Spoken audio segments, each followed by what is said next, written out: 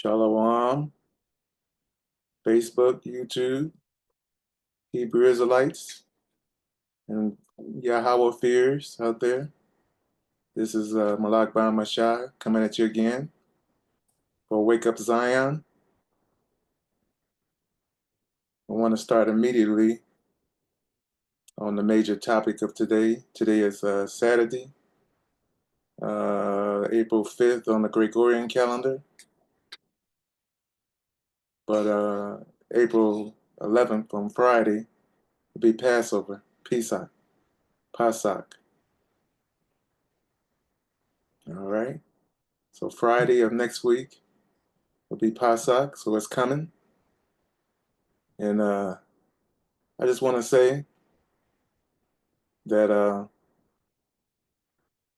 you better keep your eyes and ears open. Keep your spiritual ears on. Watch and pray.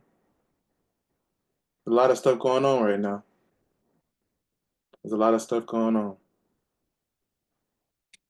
All right. As for you political people out there that's been watching the news, you already know what's going on with the monetary, the economic stuff that's going on in the country. I'm not gonna go fully into that. The major reason is because I really don't study it. But the part about it I study is in the Bible.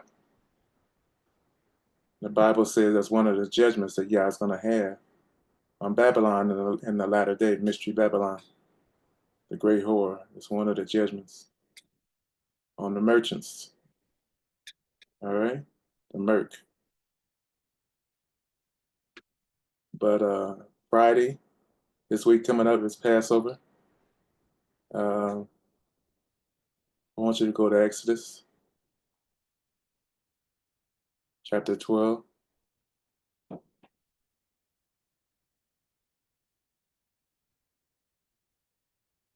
All right, so Exodus chapter 12 is a story about Passover.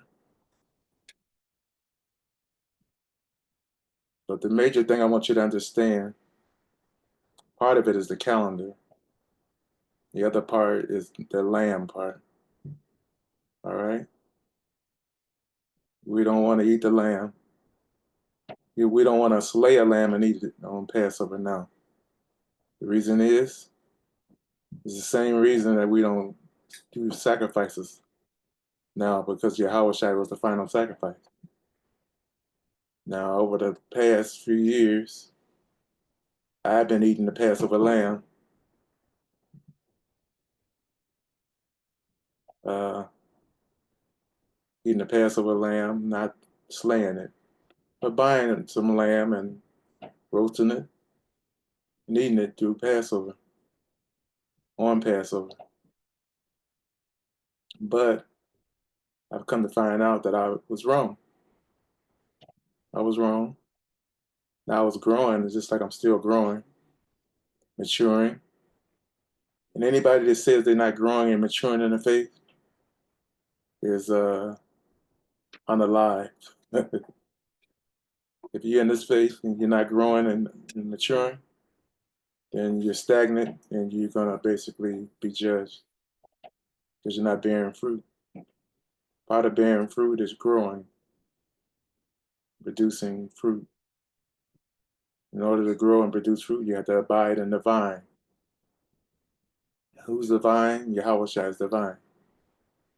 All right. You have to abide in Yahweh Shai. Who is Yahweh Shai? He's the lamb. So you don't sacrifice another lamb or a lamb in his place to fulfill Passover. Uh,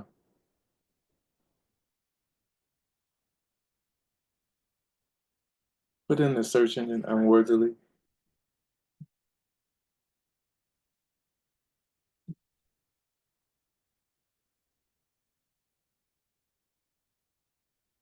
I want to spell that correctly.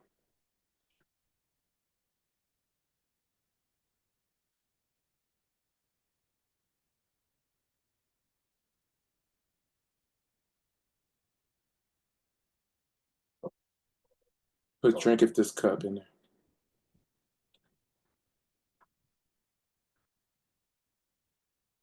You're just not spelling something right.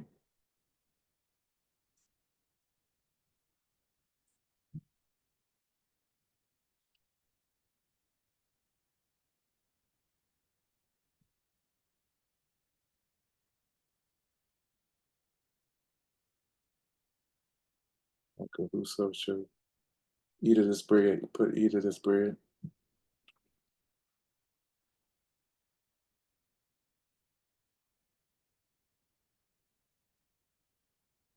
Scroll down.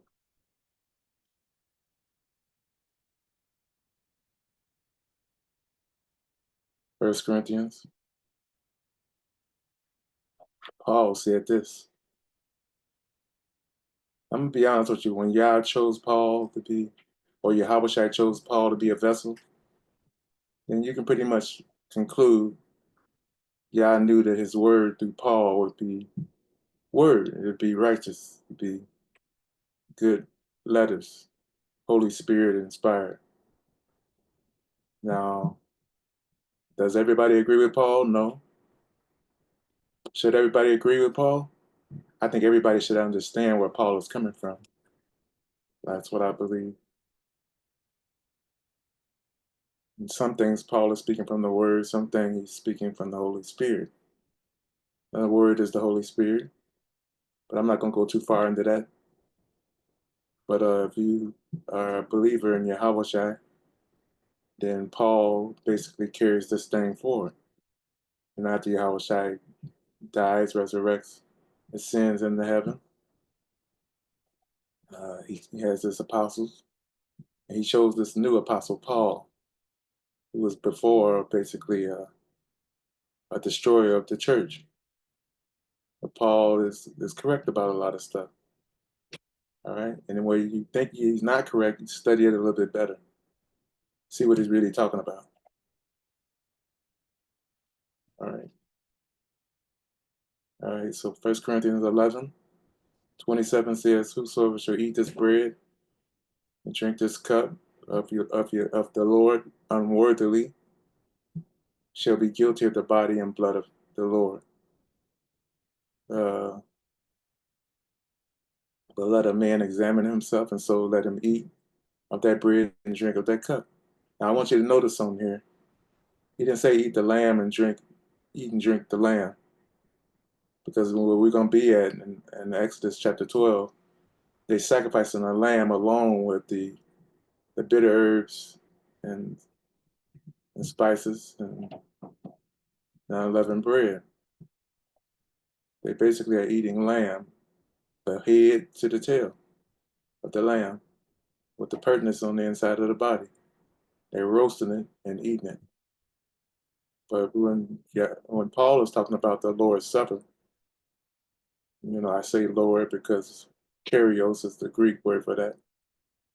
But when he's talking about Adawan, which is Yahweh Shai, talking about his supper, all right? If we're talking about that's really Yahweh's supper, then that's Yahweh there.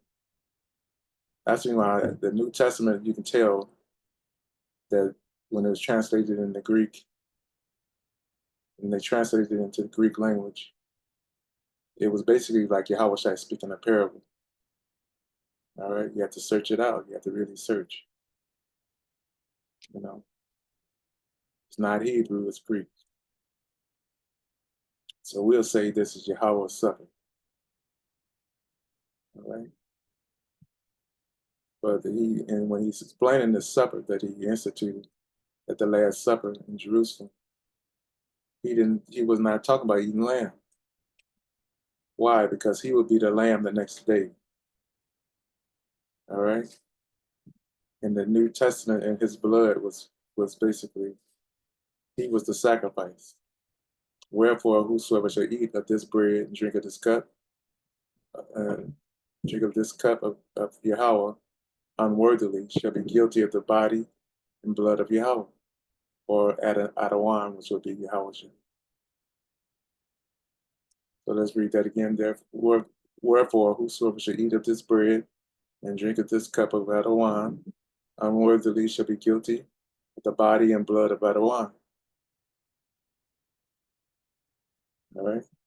Let a man examine himself, and so let him eat of that bread and drink of that cup.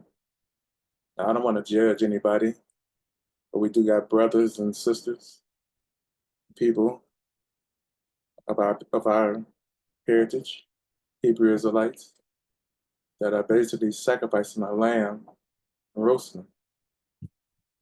Do I think it's wrong? Yeah, I think it's really unnecessary, because scroll up a little bit, it's verse 26, 25,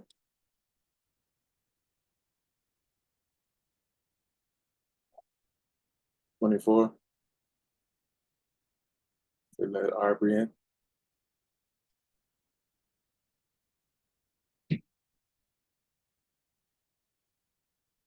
First Corinthians 11:24. And he had given thanks, he break it and said, take, eat. This is my body, which is broken for you. This do in remembrance of me. So the lamb, the original lamb, was really the body and blood. All right. But at the Last Supper, he instituted what the body and blood is going to be. It's the bread and the wine. All right. When he had given thanks, he break it and said, take, eat.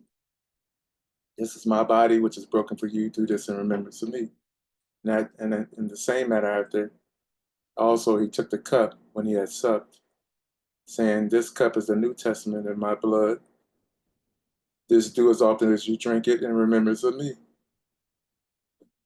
So he instituted the new covenant in the wine, his blood, which was symbolized by the wine, of the New Testament in his blood. Does that mean we're in the New Testament? No, we're not fully in the New Testament yet. But the blood shed, which he would do the next day, would be the blood. What do you see that at in the Bible? Where's the precept? Well, when they were at Mount Sinai, uh, Moses and them sacrificed. He used some priests. They weren't from Levi. They didn't say Levi priests. That had not been instituted yet. Some priests slayed some bulls and stuff. They took the blood of those animals and sprinkled the book of the old covenant and sprinkled the people with it. All right. So obviously those animals were a sacrifice. And then they went up on the mountain, the 70 elders of Israel, with Moses and Aaron, his sons. That's where they saw God on a sapphire stone. They were eating and drinking, so that means they were eating the flesh of those animals. All right. But we see that they was eating a meal.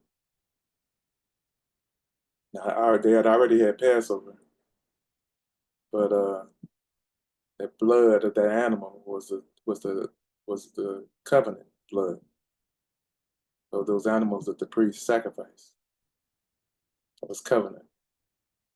Now, instead of sacrificing animals, Yahweh would be the last sacrifice for everything, pretty much. He fulfilled the sacrifice. All right, all sacrifices. So really, we don't need to sacrifice the lamb and roast it and eat it. We don't need to do that. Now, you can if you want, but I'd be kind of afraid. All right, I'd be kind of afraid to do it. All right. So the cup is the New Testament in his blood. So the New Testament is not yet fulfilled, because what happened after the blood was shed? After the blood was shed, I just spoke it to you that they went up on top of the Mount Sinai and saw Yahweh, Elohim. It says right there they saw God, the God of Israel, which is Yahweh Elohim, on a sapphire stone. They saw God and did eat and drink. So what were they doing on top of the mountain? They were having a supper on top of the mountain. All right. What type of supper? It was a wedding feast supper. a covenant supper. They had made a covenant with Yahweh and they was eating a supper of the covenant. In the New Testament, it's called the marriage supper of the Lamb. So when was it complete? When was the covenant in the Old Testament complete for Israel? When they ate the meal and Yahweh came down on the mountain with a sapphire stone. That's when it was complete. That's when it was under covenant. All right. Now, what if they just slayed the animals and Moses sprinkled people with the blood and that was it? It wouldn't have been complete. That's what we got going on right now.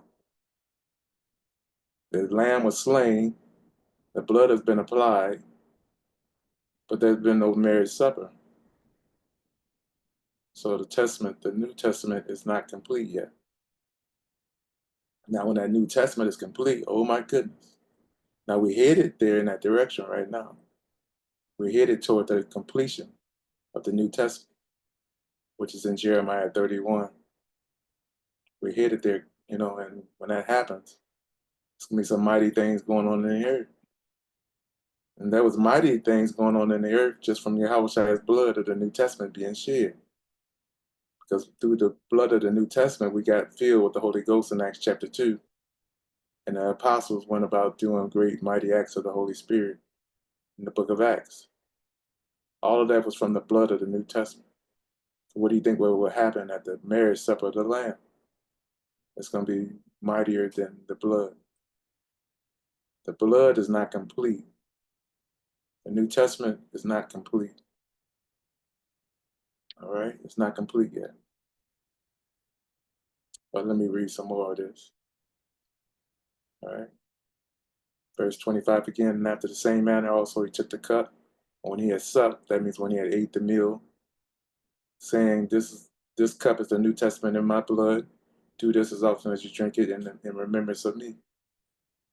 For as often as you eat this bread and drink this cup, you do show Yahweh or Adonai's death till he come. I say really, I think I made a mistake by saying Adonai, really Adawan's death till he come. Which is Yahweh's death till he come. It's not when you eat the lamb, you show his death till he come. When you eat of that bread and drink of that cup. All right? So you want to eat the bread and drink of the cup on Passover. Eat the bread, drink of the cup. You want the what is it called? The bitter herbs and spices is still relevant for this feast because Israel is still in bitterness. They're still going through hard bondage even today. So they're in Egypt, another Egypt. It's just that this Egypt, the lamb has already been sacrificed.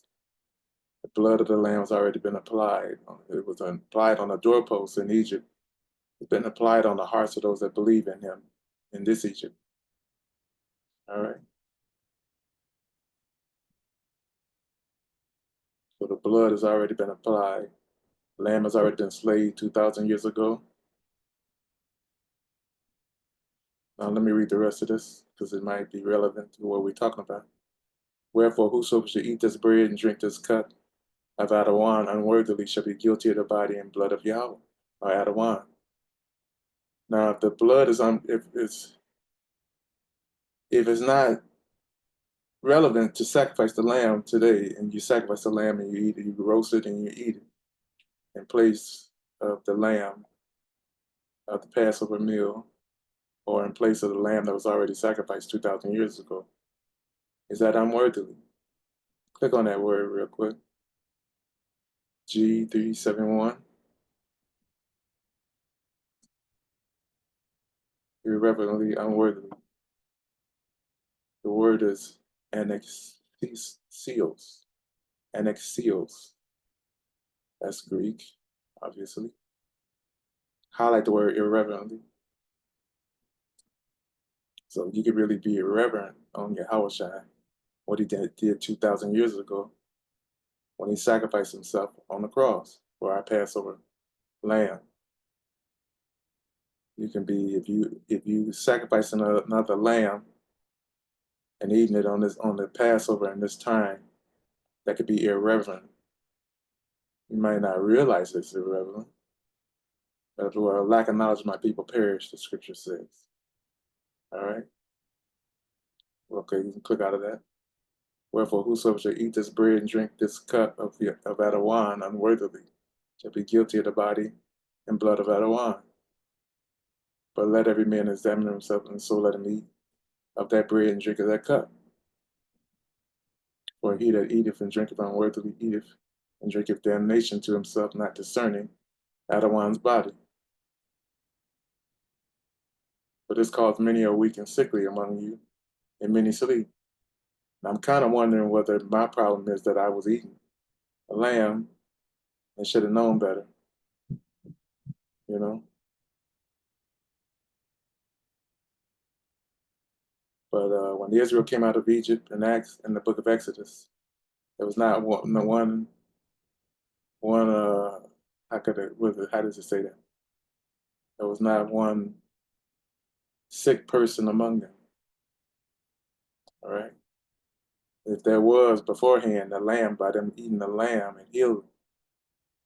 So basically, the lamb power was in the lamb in the first Passover. That's what saved Israel in the first Passover was the lamb. All right. Now we got another Passover that's coming. What do you think is going to save Israel out of that Passover? The lamb, probably. I think so. I think the lamb. The lamb that was sacrificed 2,000 years ago. But you gotta understand how to eat this lamb.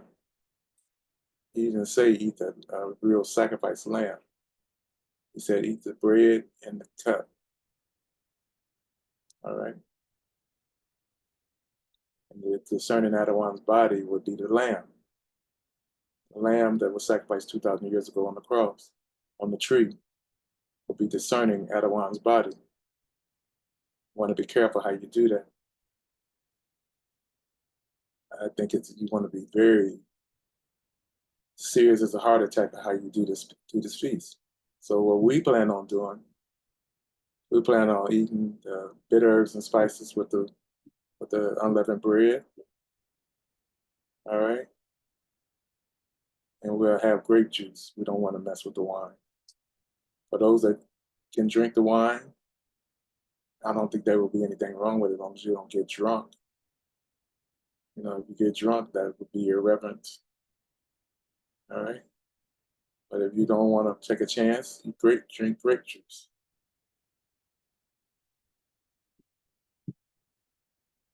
But basically, you got had a wine supper on Passover, along with the bitter herbs and spices. And what you would normally do in the Old Testament era, before Yahushua came and died, you would sacrifice the lamb at sundown. You would kill it at sundown. That means it would still be light outside like it is right now over here, but we're doing this video. It would still be light outside. The sun would be the one over the horizon, but light of the sky, it would still be light outside. Because the sun, when it goes over the horizon, is still shining. The sky is bright, but you know that the shadows are starting to increase, and you know it's starting to get dark. That's around the time you sacrifice in the Old Testament. You would sacrifice the Passover lamb. You would kill him at that time. All right. But when you do the meal, when you do the Passover, the Adawan supper, that would be at night. There's a difference between sunset and night. You can go back to Exodus 12.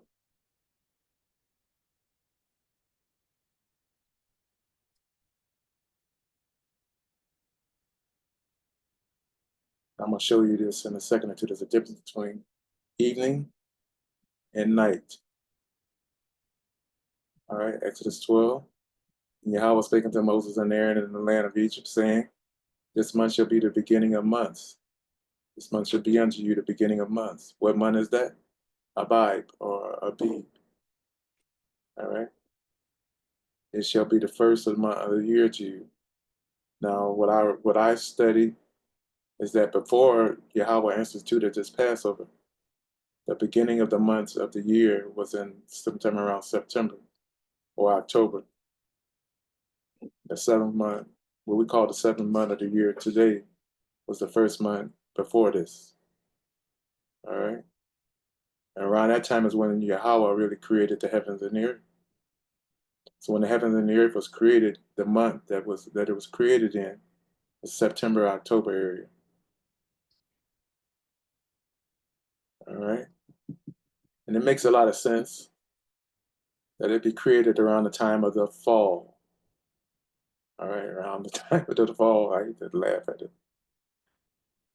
The man fell after creation, after he was created.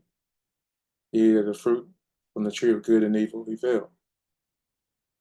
All right. So after the man was created, we went into fall season right away. It was the type of season it is today in there. I don't know.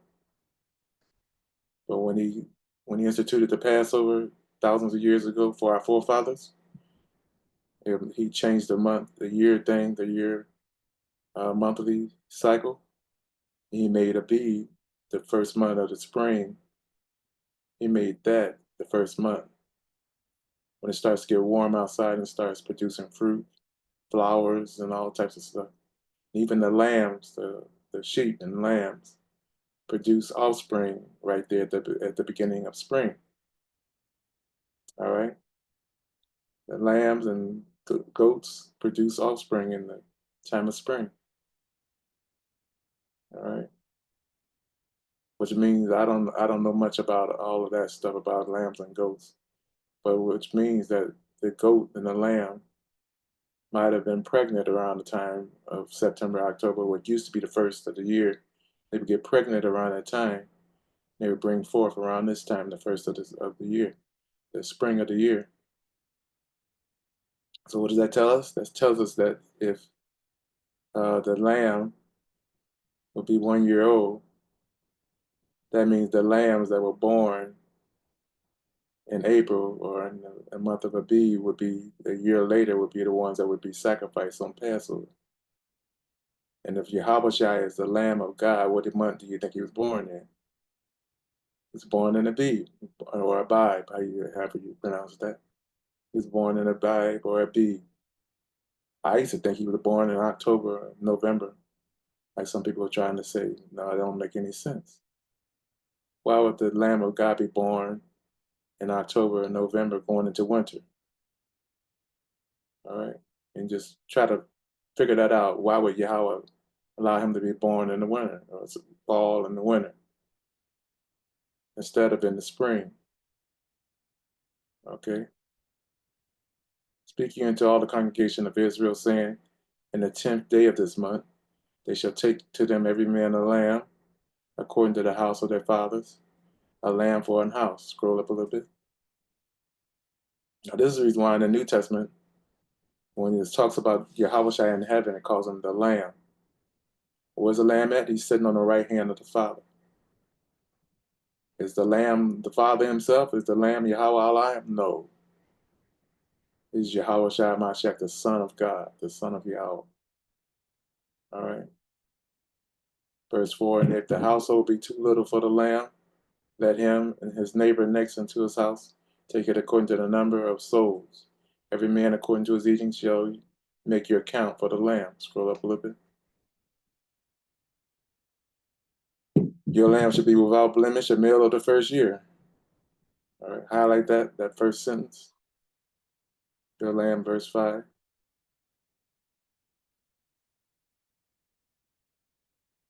The first year, this is the reason why if you really want to do an inspection of when your house was born, it would be a lamb that was born the previous year in the same month. So Yahweh was born as the lamb.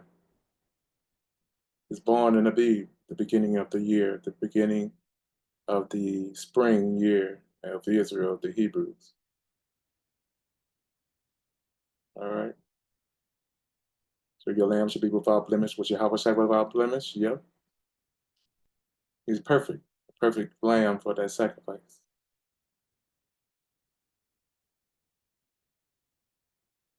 He's a lamb without blemish, a male of the first year. Now, he was not just a year old, because a lot of people say, well, he wasn't a year old. He was 33 years old around that age. So he died around the same month he was born in. That's what that means. The same month Yahushua was born in, the same month he died. You shall take it out from the sheep or from the goats. Scroll up a little bit. And you shall keep it up until the 14th day of the same month. The whole assembly of the congregation of Israel shall kill it in the evening. Okay, here we are at this word evening. Let's see what evening is. 6153. Arab. Arab is how probably how you might say it in Paleo Hebrew. Dusk. Highlight the word dusk. Dusk does not mean that it's dark outside. It's dusky. All right, that means it's dusky. You know, I had a friend one time. His name was called. They call him Midnight. And midnight was very dark. It looked like he'd been burning up. Like you say, your Hawashi's feet or feet, brownish brown, look like he burned in the oven. They call it midnight for good, by good reason. The midnight was very dark. One day I saw him from a distance. He was on his cell phone. He was on the phone. And I saw him smiling. His teeth were white, and his rest of his skin was a contrast to his teeth. He was very dark. But dusk is like my color.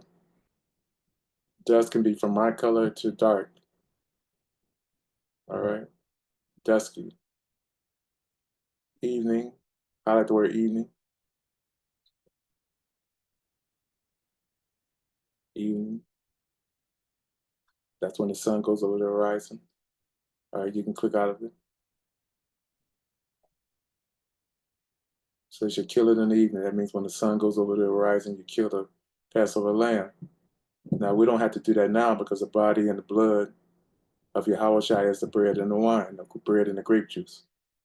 All right? And with the bitter herbs, with the meal would probably not be relevant because the bitter herbs are is describing the hard bondage, the rigor that Israel went through when they were in Egypt. And they're in the second Egypt now in the latter days. So the bitter herbs will go along with that meal with the unleavened bread. They shall take up the blood and strike it on the two side posts and on the upper doorposts of the house, wherein they shall eat it. So the blood has been applied up in heaven. And when the first Passover happened, it was applied on the doorposts of the house. All right? So you don't need a Passover lamb to apply the blood. The blood has already been applied from 2,000 years ago. All right? Scroll up a little bit. They shall eat the flesh in the night. In the night. Hit that word light. Excuse me, night. Lila, Layala, yeah, Layala, Lila. It's a few different ways of speaking and saying it. All right. Properly a twist away of the light. A twist away of the light, that is night. Figuratively, adversity, midnight. Highlight the word midnight. The body I had was very dark. It's called midnight. Because it's very dark outside. When the sun stops shining in the sky, it's midnight. It's night. So they would eat this Passover meal at nighttime when the sun was fully down. It was just totally dark outside. There was no sign of light in the sky. That's when you would eat the Passover meal. Scroll up. Click out of it. All right. Now where we at?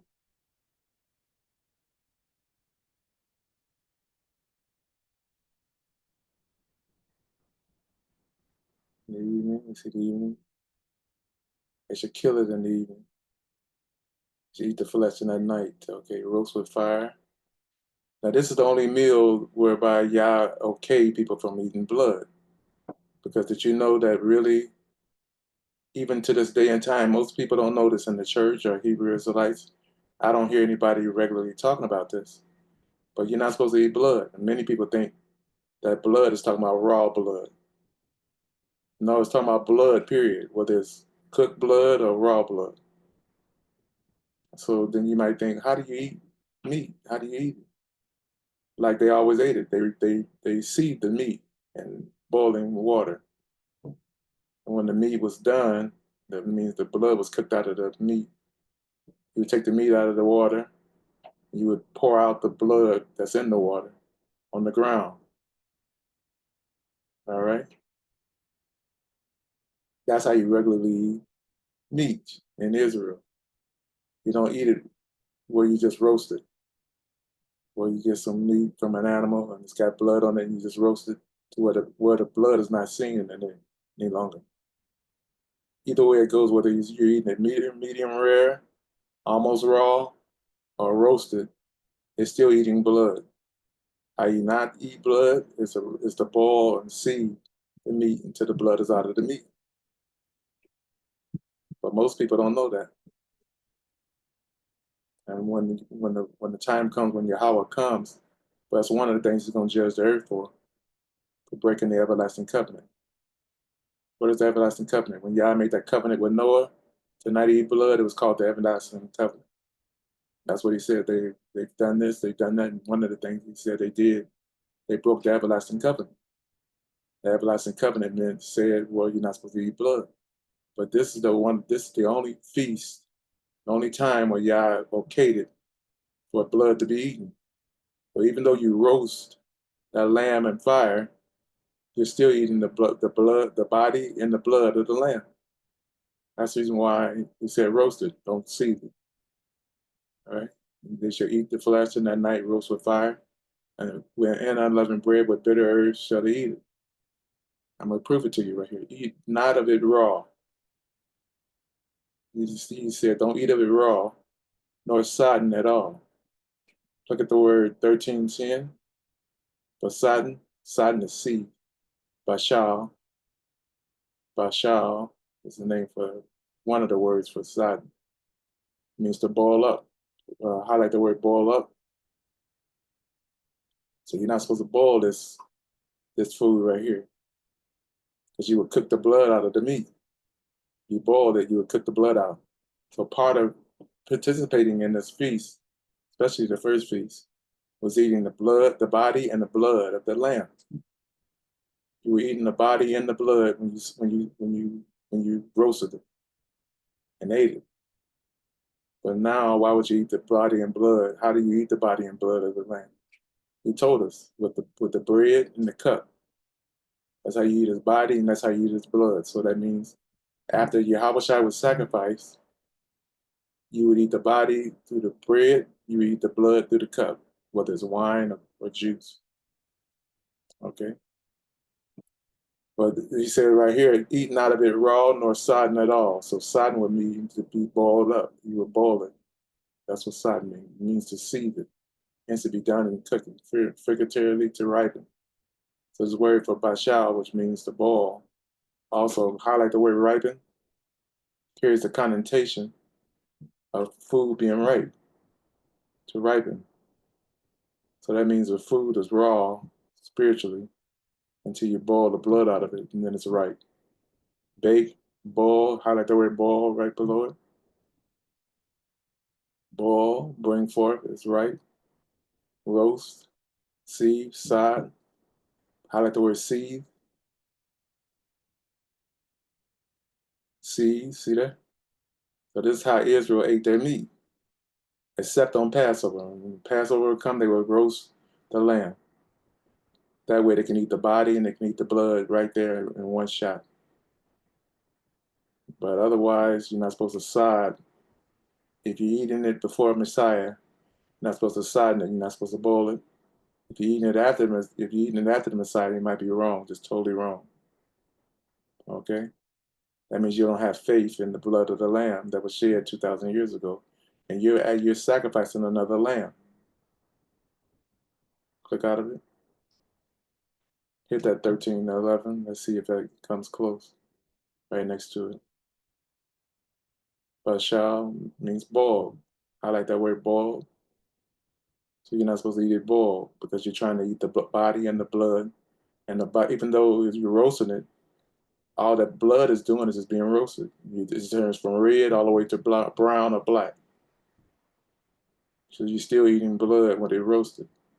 So if you're eating meat, whether no matter what type of meat it is, and you're roasting your meat, you're oven cooking it or you're frying it, you're still eating blood, which is against Yahweh's law. That's for all nations too. He made that law with Noah. Click out of that. Click out of it. Eat not of it raw, nor sodden it all with water. So how you sod and how you seed the meat with water. That makes sense. But roast with fire. Not sodden with water, but roast with fire. His head with his legs and with the pertness thereof. So the lamb was not to have a broken bone.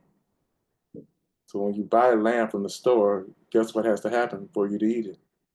And something has to be broken because you got a piece of lamb, leg of lamb. That leg is broken off of the hip. All right. So that's still not right. The original Passover, you were supposed to eat it totally whole. Not a bone of it was to be broken. Just like the real lamb. The lamb, they broke the legs of the two thieves that was on the tree with him. But when they came to Yahweh, he was already dead. They didn't break his legs. And that fulfilled prophecy, not a bone would be broken. Okay. Eat not of it raw, nor sodden with water, but with roast with fire, his head with his legs, with the pertinence thereof. That means the intestines had to be cooked in there too. So it's really kind of something else because you're eating the how can I put it? Let me see what word I can put in pertinence. You that because the intestines and the heart, everything will still be in the lamb, including the waste will still be in the lamb. That's the pertinence. That's what it's talking about with the pertinence there. Click that word for pertinence. So you're eating it with the intestines still in it. Kind of like a little bit of chitterlings. But the chitterlings come from a hog, which is abominable food for Israelites, for really mankind, period. But Israel was given that law. All right. So kareb is a word for pertinence in Hebrew. Probably the nearest part, that is the center, whether literally or figuratively or adverbially, especially with the preposition among before bowels. Highlight the word bowels.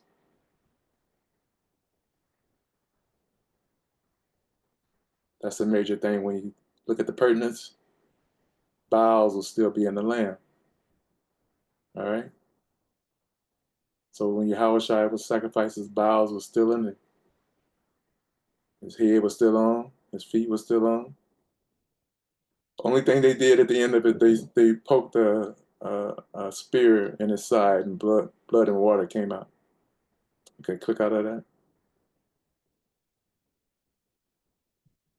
All right. Verse 10, and you shall let nothing of it remain until the morning. This right here should let you know that it should be a hint at least that the day does not start normally in Israel in the evening. Now, with the Day of Atonement, which happens in the seventh month of the year on the Hebrew calendar, 7th month, ninth day, the 10th day of the year, you start your your Shabbat, your Sabbath, which is it's a holy Sabbath. You start it on that day in the evening, and it ends in the evening of the next day of the 10th of the month. Right here is kind of hinting to you that the next day started in the morning. All right. You should let nothing of it remain until the morning. Hit that word for morning. H1242. Boker. Baker is probably how you might, somewhere around Baker in the original Hebrew. Highlight the word properly dawn. So there's a hint right here that the day starts at dawn. That's at the break of day. generally morning. All right, click out of it. I know many people are saying that no, the day starts in the evening. My study, I've studied for quite a while. I'm not saying I got to be right. I could be wrong. But if you're listening to me, you're listening to a seasoned vet on this study that the day starts in the morning. Where we at? Chat verse 10. I got some more proof to prove it to you. Go to Exodus 16. That's 15. Okay. Scroll up.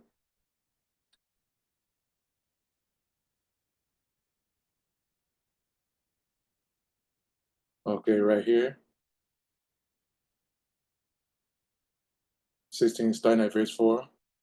Then said Yahweh unto Moses, behold, I will rain bread from heaven for you, and people shall go out and gather at a certain rate every day, that I may prove them whether they will walk in my law and my Torah or no. And it shall come to pass that on the sixth day they should prepare that which they bring in, and it should be twice as much as they gather daily. Scroll up a little bit. And Moses and Aaron said unto all the congregation of Israel at even, then you shall know that Yahweh hath brought you out from the land of Egypt. Some people say, aha, at even. There it is. Scroll up a little bit. The thing that he was going to bring down on the camp at the evening was the quail. He brought the quail down on the camp at evening. But in the morning you shall see the glory of Yahweh, for that ye hear of your murmurings against Yahweh. What are we that you murmur against us? Moses said, scroll up a little bit. This shall be when Yahweh shall give you in the evening flesh to eat, which is the quail. I want to say something right here real quick. You notice he didn't give jungle fowl, which is called chicken in our culture. He didn't give jungle fowl or chicken for the Israelites to eat. It was quail. I wonder why. It's kind of like that Jeopardy musical thing. Do, do, do, do, do, do. If if chicken or jungle fowl is clean to eat, why didn't he give him chicken? But he gave him quail. All right. He shall give you in the evening flesh to eat, which is quail, in the morning bread to the full. So he gave the manna in the morning to the full, for that Yahweh has ear of your murmurings, which you murmur against him. And what are we? Moses said, your murmurings are not against us, but against Yahweh. And Moses spake unto Aaron, saying, spoke unto Aaron, say unto all the congregation of the children of Israel, come near before Yahweh, for he hath heard your murmuring. Scroll up. Verse 10, and it came to pass as Aaron spake unto the whole congregation of the children of Israel that they looked toward the wilderness. And behold, the glory of Yahweh appeared in the cloud. Yahweh spake unto Moses, saying, scroll up a little bit, I have heard the murmurings of the children of Israel. So Yahweh was really hurt about that murmuring. Speak unto them, saying, at even you shall eat flesh, and in the morning you should be filled with bread. You should know that I am Yahweh, your Elohim. And it came to pass that at even the quails came up. There's the quail. Get that word for quail. Let's see what that is. How do you say that? Selah. Selah is the word in Hebrew for quail. Salah, probably in the Hebrew, original Hebrew. The quail collectively slow in flight from its weight. So quail was a big bird from just a regular bird. It was slow in flight from its weight. Quail, so you know his name, Quail. Okay, click out of it. The quails came up and covered the camp in the evening. The dew lay round about the host. Oh, in the morning, the dew lay around about the host. Okay, scroll up a little bit. When the dew that lay was gone up, behold, upon the face of the wilderness, there lay a small round thing, as small as a hoarfrost, on the ground. Scroll up. When the children of Israel saw it, they said one to another, it's manna. Which manna means, what is it? All right. But he wist not what it was. And Moses said unto them, This is the bread which Yahweh has given you to eat. Scroll up a little bit. This is the thing which Yahweh has commanded. Gather of it every man according to his eating, an omer for every man, according to the number of your persons. Take ye every man for them which are in his tent. The children of Israel did so and gathered some more, some less. Scroll up. When they did meet out an omer, when they did meet it with an omer, he that gathered much had nothing over. He that gathered little had no lack. They gathered every man according to his eating. That scripture was fulfilled in the book of Acts with the first church people out of Jerusalem. He that had little had no lack. All of that, I won't go into that right now. Moses said, Let no man leave of it until the morning. Now, I want you to take a look at this. The hoarfrost was on the ground in the morning, and when the frost let up, they had the round wafers that they called manna. And Moses said, Let no man leave of it until the next morning. All right? Let no man leave of it till the next morning. Well, why did he say morning? Because the next morning was the next day. All right? 6 days you should eat of it. And on the excuse me. On the sixth day you should gather twice as much because there will be none of it on the Shabbat, on the seventh day. But he said, leave of it, do nothing of it until the morning. So you eat everything, and then the next morning it'd be the same thing. You get some more manna. And even on the sixth day, it'd be the same thing, just that he will give you twice as much on the sixth day because you eat one morning. The next morning there would not be any manna. You eat the remaining on the Shabbat. All right. Notwithstanding, they hearkened not unto Moses. But some of them left of it until the morning. And they bred worms and stank, and Moses was wroth with them. So when did they breed worms and stink? The next morning. Scroll up a little bit. And they gathered it every morning, every man according to his eating. When the sun waxed hot, it melted. And it came to pass on the sixth day, they gathered twice as much bread, 2 omers for one man, and all the rulers of the congregation came and told Moses, scroll up. And he said unto them, This is that which Yahweh has said. Tomorrow is the rest of the holy Sabbath unto Yahweh. Bake that which you will bake today, and sieve that which you will sieve, and that which remaineth over lay up for you to be kept until the morning. So when you read this, you can see that the morning was the day. It was not the evening. All right. He would give manna 6 days in a row. On the seventh day, there would be no manna. All right. When you read this carefully, that on the seventh day there's no manna. Why? Why didn't he do it in the evening? All right. Because the Shabbat does not start in the evening. It starts in the morning. Watch this. They laid it up until the morning. They laid it up till the morning. Where we at? Verse 24, scroll up. They laid it up until the morning as Moses bade, and it did not stink, neither was there any worm there. So they laid it up in the morning. That means when they took twice as much on the sixth day and laid the rest up for the morning, did not stink and did not breed worms. But right here should tell you that it's Yahweh's word, not our ingeniousness. It's Yahweh's word that stands. Because one people kept it until the morning on a regular day, and they stank and bred worms. When they did it on the sixth day, and there was none on the seventh day, did not stink, breed worms for those that kept the other half of it to the morning on the Shabbat. And Moses said, Eat that today, for today is the Sabbath. When did Moses say today was the Sabbath? In the morning. On the seventh day in the morning was the Sabbath, was the Sabbath. So there was no frost, that produced manna on the seventh day in the morning. Moses said, "Eat that today, for today is a Shabbat unto Yahweh. Today you should not find it in the field. 6 days you shall gather it, but on the seventh day, which is the Shabbat, in it there should be none." Notice he didn't do that on the evening. He was teaching Israel how to keep the Shabbat right here with the manna. The manna, and he's teaching us through his word thousands of years later that the Shabbat starts in the morning, not in the evening. Otherwise, he would have gave manna in the evening. All right.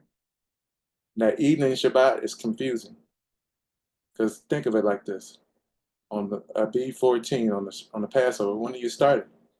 You start it on the 13th of Abib, and then it turns the 14th of the evening. you know, you hear what I'm saying, Drake? How do you eat if you believe that the Passover is on the evening? Passover is in the evening, but you think that the evening is the beginning of the day. How do you eat your Passover on the 13th of the evening?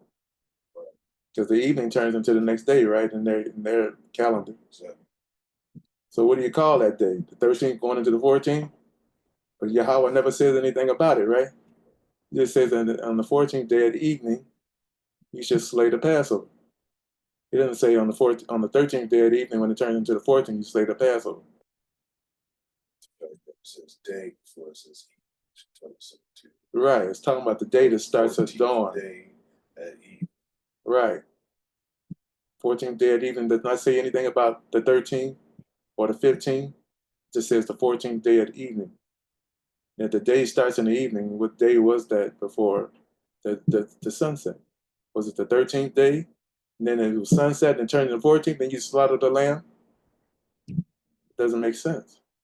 But Exodus 16 is telling Yah is teaching us the Shabbat, that the Shabbat starts at dawn. That's why if they leave of it, if they left any manna until the morning, it would stink and breed worms.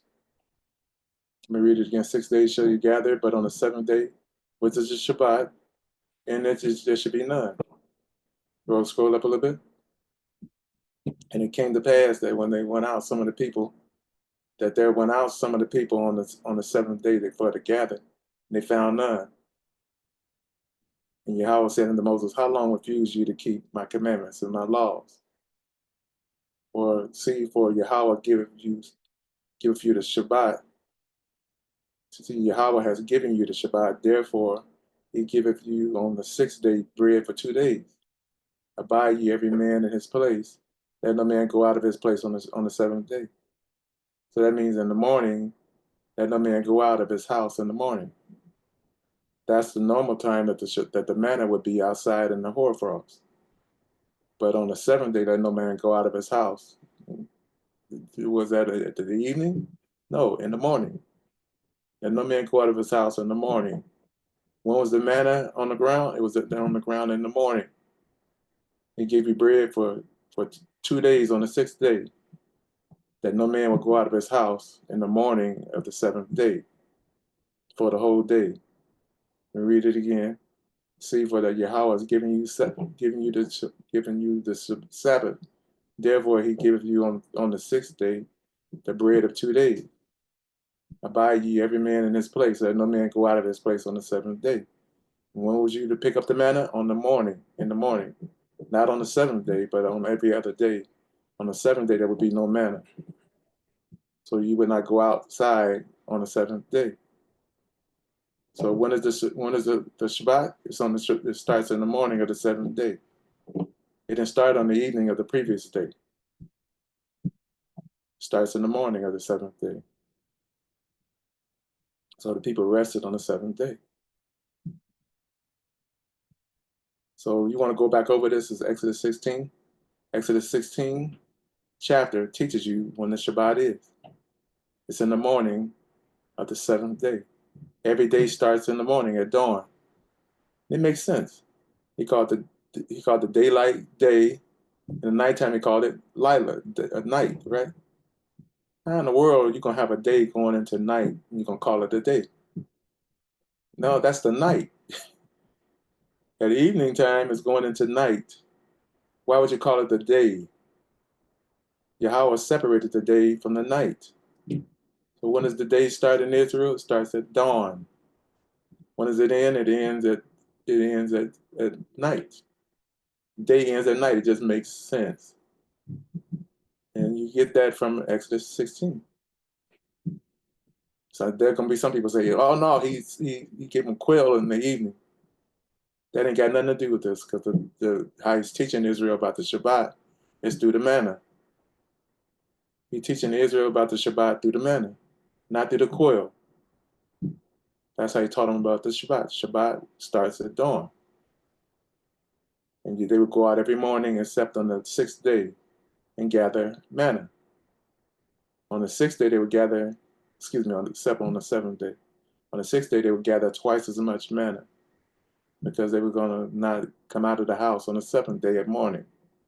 There would be no manna on the ground on the seventh day in the morning. Why? So that they would keep the Shabbat. If the Shabbat started in the evening, he would have said, would have had this whole thing circulated. I hope this whole thing would have been about the evening. But frost comes on the ground in the morning. All right. So he's teaching Israel that when the frost comes on the ground, that's the Shabbat. When the frost comes on the ground, it's the beginning of your day. And when the Shabbat comes, when the frost is on the ground, that's the beginning of the Shabbat, the morning, the dawn. I don't think this is really that hard. You think it's that hard, Drake? But it's hidden in it. Yeah. It's kind of hidden. It's the glory of Elohim to conceal a matter, to conceal a thing, but it's the honor of kings to what? It's the honor of kings to search it out. So if you search this out and you get it, guess what you are? You're a king. You're, like my name says, my Hebrew name, Malak. You're Malak. A king will search out the Sabbath and find it. But it's not easy. It seems easy. Oh, the day starts in the evening. What? Read Exodus 16. Explain that. Like Desi Arnaz used to say to Lucy, Lucy, you got some explaining to do. So he didn't say explaining, he said explaining to do. If you believe that Shabbat, the day starts in the evening, any day starts in the evening, except the day of, what is it called? Yom Kippur, Day of Atonement. You think every day starts in the evening, you got some explaining to do. Because the Bible is against that. The Bible is not saying that. That's why the scripture says, study to show thyself approved unto Elohim, workman that needed not to be ashamed, rightly dividing the word of truth. You have to study. But you pick the book up and you read through it one time and you put it down and say, I got it. You would have to be a God genius to do it like that. The Bible takes study, careful study to get it. Because it's not simple and easy. The seventh day was starting at dawn. That's the reason why I did not frost and give manna on that day. Every day had every day at dawn it had manna. On the seventh day didn't have any manna on the seventh day at dawn, because he was trying to teach the people to observe his Sabbath day. Seventh day.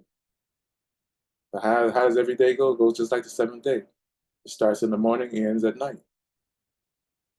That means at sundown, around the time of sundown when it gets real dark outside, the Sabbath is over. The Sabbath is only 12 hours, no. And how I said that? Are there not 12 hours in a day? Search that out real quick. We're going back to Exodus 12. 12 hours. Write it out. 12. LV hours in a day. Just do that. Just to get straight to it. There you go.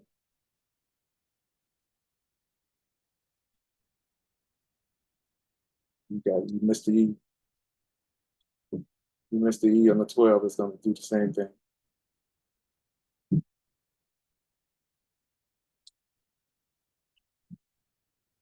Don't put the L before. Yeah, there you go. TWELVE. Yeah, try it.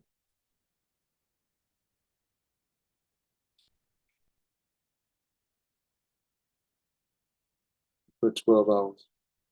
Okay, there you go. All right, click on that. I wish I answered, are there not 12 hours in a day? In the day?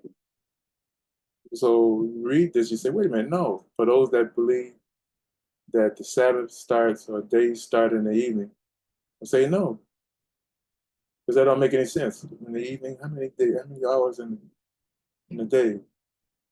Oh, it's 12 hours from evening to evening. No, that's 24 hours.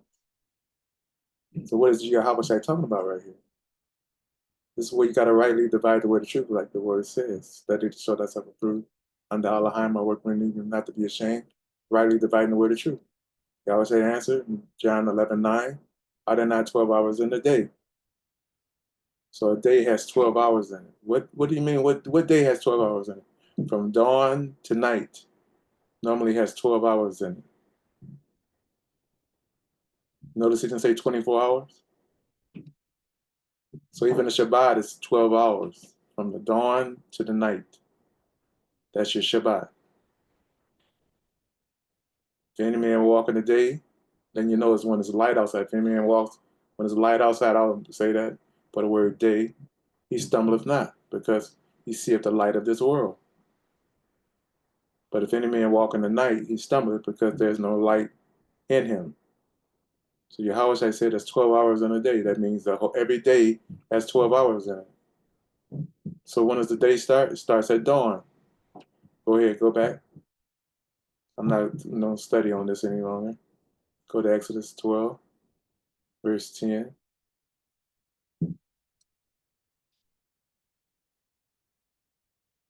Not gonna study about that any longer. I give a little taste of something.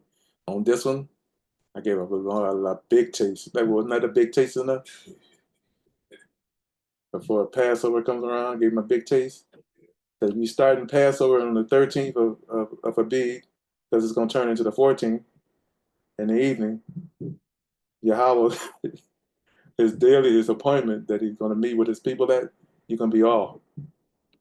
It'll be the next day on the 14th of Abib, he's gonna be there. All right, that's what these appointments are about. You have to basically know when he's going to be there. You got to know the calendar. You're off about the calendar, you're going to be off about Yahweh. Like he said, no one knows the day nor the hour. All right? No one knows the day nor the hour. Most people are going to be off about the appointment that Yah is going to have. He shows us these appointments in his holy days. All right? These holy days are rehearsals. Did you know that? The holy days are rehearsals of what he's going to do. If you're off about the time of these rehearsals, what would mean that how would you be on target for when these things really happen? You off about the calendar, you're gonna be there at the appointment one day before Yahweh gets there. You won't be there on the 14th, you'll be there on the 13th. You should let nothing of it remain until the morning. This verse 10 of Exodus 12. And that which remaineth of it until the morning you shall burn with fire. So you start your sacrifice in the evening of the 14th, not the 13th. Evening of the 14th, you start the sacrifice. You kill the lamb. By the time of night, you eat it. That means when it's light outside, like my friend name was Midnight, it don't have to be midnight exactly. When it's light outside, that means there's no light in the sky. That's when you eat your Passover meal. All right. And that which remaineth of it till the morning, you should burn with fire. That means that if there's anything that's remaining of the Passover till the morning, you burn it with fire. That shall you eat it with your loins girded, your shoes on your feet, your staff in your hand, and you shall eat it in haste. It is Yahweh's Passover. Now, the first Passover, you was to eat it like he was ready to go.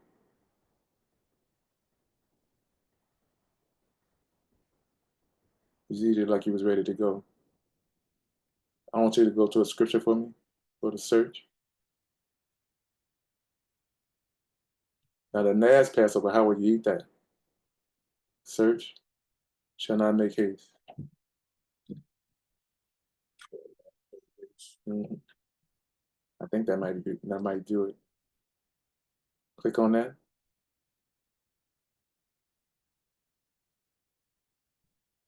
Therefore, thus saith Adonai Yahweh, behold, I lay in Zion for a foundation of stone, a tried stone, a precious cornerstone, a sure foundation. That reminds me of that song. I forgot who that was that sang the song. Leon Botello, I think it was. I lay in Zion for a foundation of stone. I think that's Leon Botello. You can look it up. Sure stone. He that believeth should not make haste. Look at the word haste.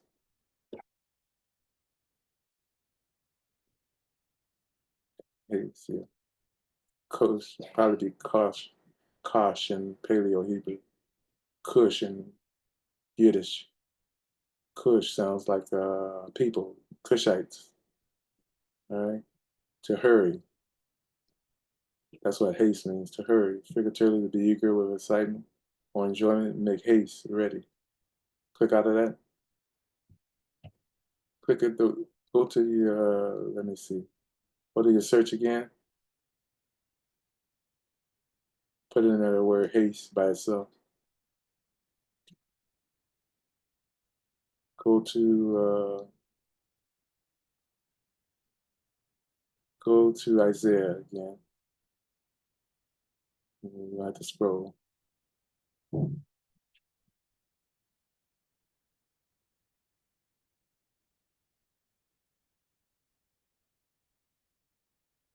right here. Uh,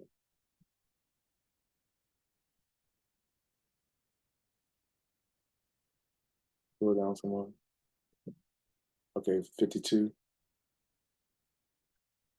Isaiah 52. So in the last Passover, guess what's going to happen? Isaiah 52:11. Depart ye, go ye out from thence. Touch no unclean thing, go ye out of the midst of her. Be ye clean that bear the vessels of your house. For you shall not go out with haste, nor go by flight. But this last Passover is going to be a little different than the first.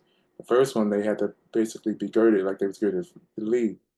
The staff in the hand, the shoes on their feet, loins girded, and all of that, like I said, they was girded to go.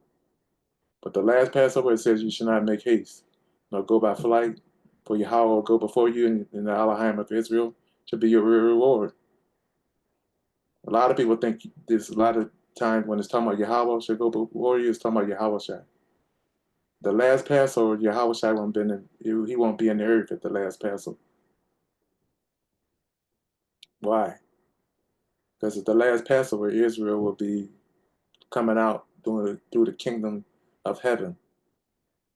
Who's ruling in the kingdom of heaven? Yahweh Shai is up in heaven, sitting on the right hand of the Father. Now it's the devil's world. The devil's the God of this world. But during this kingdom where Yahweh Shai is up in the heaven, on the right hand of the Father, death has to be done away with. It has to be put up under his feet before he comes back. Always remember that. Before Yahweh Shai comes back, death has to be put up under his feet. If there's some stuff in that scripture that's saying about the second coming or the kingdom coming, and death hasn't been put up under Yahweh Shai's feet, that means the resurrection has not taken place. Yahweh Shai is still up in heaven. So at the last Passover, which will be us on the earth, trusting in the Lamb that's up in heaven, we will not go out with haste, nor by flight, for Yahweh. Oh, that's Yahweh Shai. That's not Yahweh Shai. That's the God of Israel right there. For Yahweh will go before you, and guess what? The God of Israel, the Elohim of Israel, to be your reward. The Elohim of Israel showed up in Exodus chapter 24, around verse 9, after the covenant, the Old Testament covenant was fulfilled when they were eating the supper of the covenant, the marriage supper of the covenant on the mountain. He showed up. He was the God of Israel. He had under his feet the paywork of a sapphire stone. So who is this that's going before them? Whereby they don't have to go out with haste nor by flight? That's Yahweh. He's going out before them. How does he do that? Yahweh Shai is not in the earth. Well, Yahushua, when death is put up under their feet, death is put up under Yahushua's feet, Yahushua comes back. But that last Passover, when they delivered and they go out, not by flight, not with haste, Yahushua will still be up in heaven, and they'll be going out of their Egypt, their captivity, by his blood, by him being the Lamb up in heaven. They'll be leaving because of the blood of Yahushua that's up in heaven. They'll be leaving out of captivity. And it says in that mountain, he's going to take them to the wilderness, but Yahweh is going to the mountain of Israel, the mountain of Jerusalem. He's going to himself go to the mountain of Jerusalem, and he's going to take the people to the wilderness. And that mountain, he will destroy death and victory. That's when you see Yahweh coming back. All right. Where would the people be at? They would either be in the wilderness or in Israel with the Father. But this is not the topic of the conversation. It's everything you study in this scripture and these things, this doctrine, you have to really look at it. One thing I know for sure, that when they go to the wilderness, Yahweh goes to the mountain in Jerusalem, in Israel, that high mountain. In that mountain, he's going to destroy death and victory. Who's going to do it? The Father. The Father is going to destroy death and victory. How's he going to do that? Because he's going to be in the earth as a redeemed human being. How's he going to get redeemed? By the blood of the Lamb, who is up in heaven. And he's going to be the one that causes the people to get quickened from their graves, from the dust of the earth. He's going to be quickened because he won't die. All right? Yahweh won't die. How do you say that? Well, I'm going to explain it like this. Uh, Maybe I should show it while I'm explaining.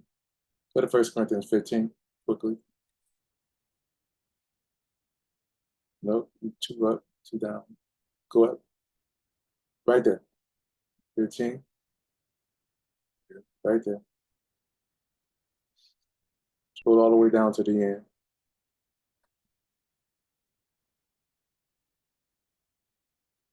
1 Corinthians chapter 15, verse 53, what happens? It says, well, when the resurrection takes place, scroll up. I'm going to start at verse 52. Verse 51, I started. I changed my mind. Behold, I show you a mystery. We shall not all sleep, but we shall all be changed. Not everybody's going to die. Not everybody's going to sleep in the grave, but we shall all be changed. Now let's see how this happens.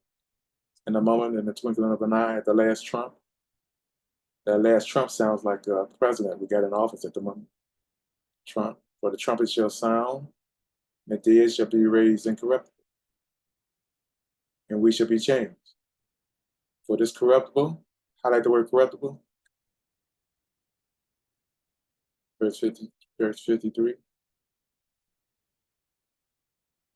For this corruptible must put on, highlight the word incorruption. This corruptible must put on incorruption.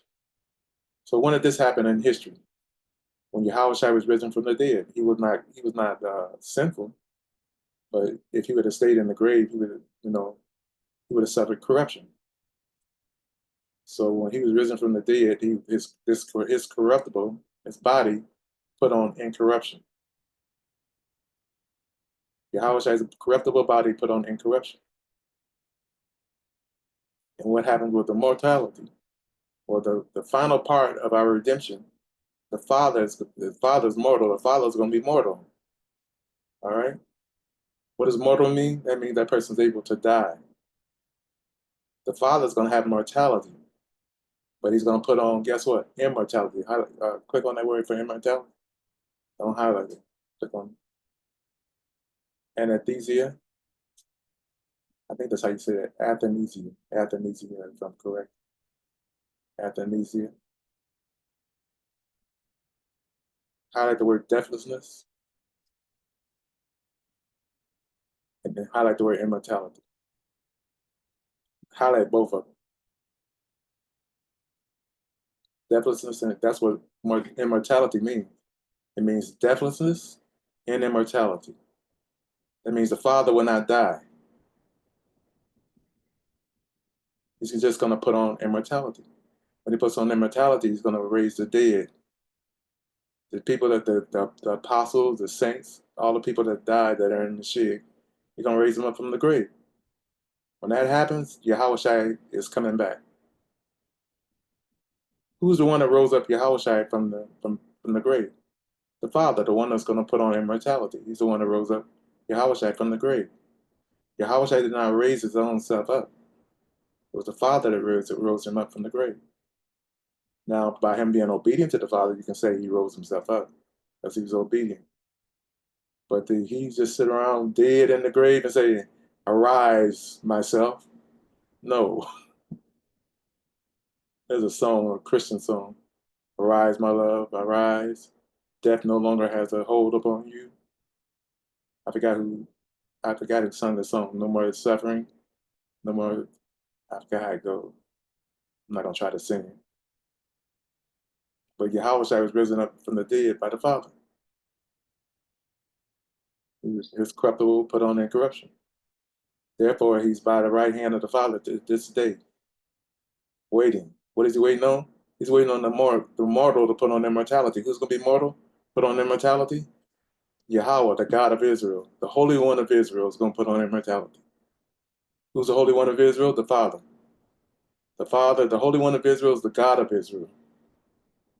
The one that was on the sapphire stone in Exodus 24 while they was eating and drinking through the covenant. So the corruptible is Yahweh Shai, the mortal is the Father. The corruptible that puts on incorruption is Yahweh Shai. The mortal that puts on immortality is the Father. That's the Holy One of Israel, the God of Israel. It's the mortal that puts on immortality. Click out of it. For this corruptible one was put on incorruption is not complete yet. We're in the new covenant by the blood of Yahweh Shai, but this is where it gets completed. This is where the new covenant is complete. And this mortal must put on immortality. That's when it's complete. So when this corruptible shall put on incorruption, this mortal shall put on immortality, then shall be brought to pass the saying that is written, death is swallowed up in victory. See that? So when this corruptible has put on incorruption, which has already happened, this mortal has put on immortality, which is yet to happen, then shall be brought to pass the saying, death is swallowed up in victory. That's when the people that are in the graves, Daniel chapter 12, verse 1, or verse 2, it's when the people that are in the grave will rise from the dust of the earth. Because the Father, who is going to be immortal, is going to put on immortality through his Son's corruptible putting on incorruption. So it's not complete yet.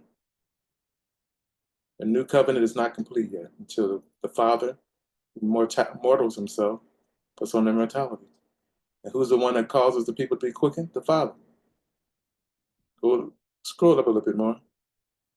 Not that way. It's the Father that's the last Adam. Go up. Go to verse 45. The Father is the last Adam. All right, I'm going to show it to you. So the natural body is sown. Okay, scroll up just a little bit more. So is the resurrection of the dead. 1 Corinthians 15:42. So is the resurrection of the dead. It is sown in corruption, it's raised in incorruption. Yahushua was resurrected from the dead. The Father, the one that puts on immortality, won't be resurrected. He's just going to put on immortality. It is sown in dishonor, it is raised in glory, it is sown in weakness, it is raised in power. Most people will be raised from the dead, but the ones that are in the time of the Father, they're going to put on immortality right along with the Father. It is sown a natural body, is raised a spiritual body. There's a natural body and there's a spiritual body. And so it is written, the first man, Adam, was made a living soul. The last Adam was made a quickening spirit. That was made as in italics. That means it wasn't there originally. So this is how it originally says it. The last Adam, a quickening spirit. Let me read that again. So it is written. I'm going to read it without the italics. So it is written, the first man, Adam was made a living soul. The last Adam, a quickening spirit. And whoever basically did not put that was made was talking about the Father. Nobody, the Father was not made. He always existed. So even probably his mortal, his what you would call his manifestation as a mortal in the world would be something that he was already from eternity's past. So it was not made. It's just him. That that last Adam is going to become a quickening spirit. It's not made. Scroll up a little bit. Okay. Howbeit that was not first which is spiritual, but that which is natural. And afterward that which is spiritual. Now watch this. First man was of the earth, earthy. First man was who? Adam, right? He was of the earth, earthy. We see that in Genesis chapter 2, verse 7. Yahweh formed him from the dust of the earth. And then he was just a body. He was a dead body sitting up there until he breathed the breath of life in him. And he became a living soul. So the first man, Adam, was of the earth, earthy. The second man, Yahweh from heaven. Who's the second man? Whenever it's talking about Christ, Paul would have said the Mashiach from heaven. When it says the Lord from heaven, you sit there and wonder, is that Mashiach or is that Yahweh? Whenever you have to think like that, it's Yahweh. Let me read it again. The first man is of the earth. The second man is Yahweh from heaven. So Yahweh is coming down here. He's going to dwell among mankind. Even before the eternal age. That means that when this age is over with here, it's not going to be Yahweh's kingdom. It's going to be Yahweh's kingdom. Yahweh is going to just be obedient to the Father. It's not going to be his kingdom. Now, he does have a kingdom. It's in Jerusalem. King David's throne. Well, who's going to be his God? Yahweh, the one that put on immortality, is going to be his God. It's going to be the one that's in the temple. They are also talking about this Ark of the Covenant all of a sudden. No longer would they say the Ark of the Covenant. The Jerusalem will be called the throne of the Lord in that day. One more, go to Jeremiah 3. Talking about this Ark of the Covenant. Let me show you something. So go up just a little bit right there. So 3, scroll down to verse 15.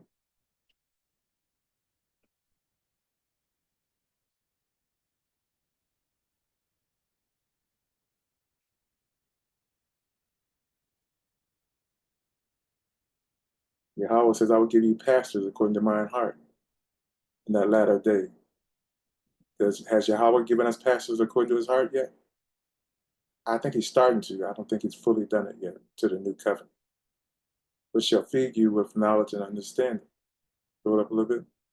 It shall come to pass when you, this is verse 16, Jeremiah chapter 3, verse 16. It shall come to pass when you be multiplied and increased in the land.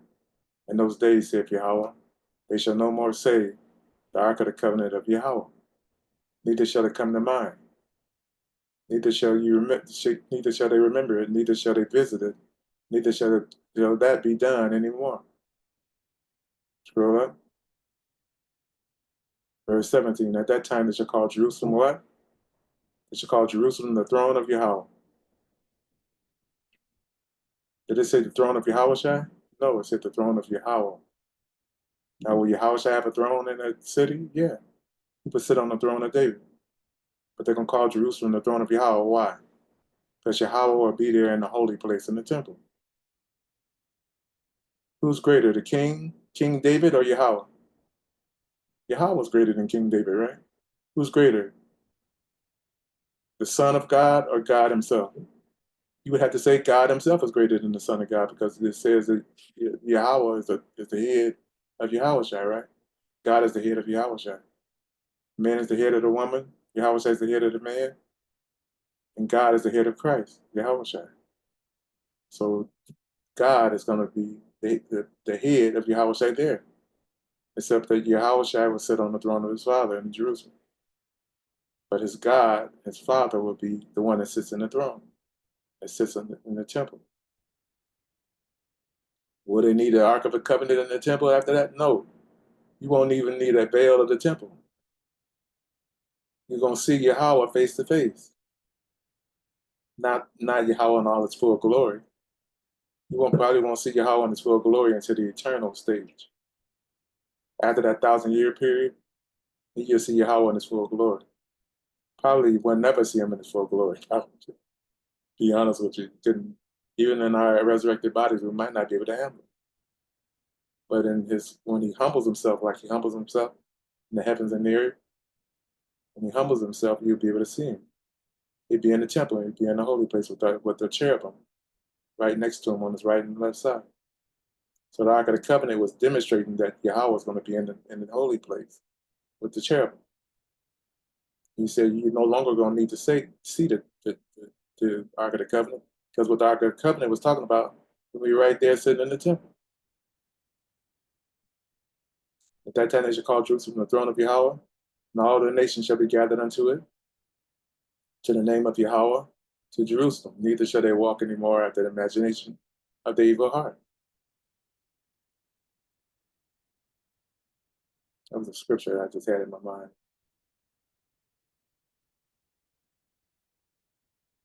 So the Ark of the Covenant will no longer be needed. So they're talking about the Ark of the Covenant now, but the Yahweh is going to be the real Ark of the Covenant with the cherubim. The people are going to literally see Yahweh sitting in the holy place with the two cherubs. Now that ought to be something to see. So when I think of the cherubim, to be honest with you, they look like they're about 10, 15, 20 feet tall with cow's feet, cat's feet, not a regular foot. Those are some big jokers. You're going to see Yahweh sitting on the throne and two cherubs right next to him on his right and left, and two cherubim behind them. They're going to go into the temple like that too. You see that in Ezekiel chapter 1, I think it is. You'll see that in Ezekiel chapter 1, where he goes into the temple with four cherubim. They're accompanied by wheels. The wheels have eyes in and within and without.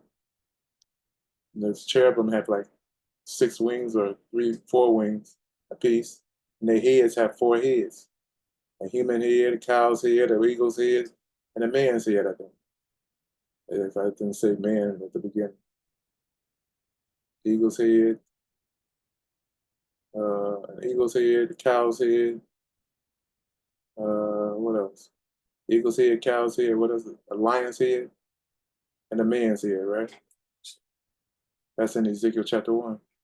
So he goes into the temple with those cherubs. Cherub take him into the holy place. When after all of that happens, the dead are raised and all of that, then Yahushua comes back to the earth.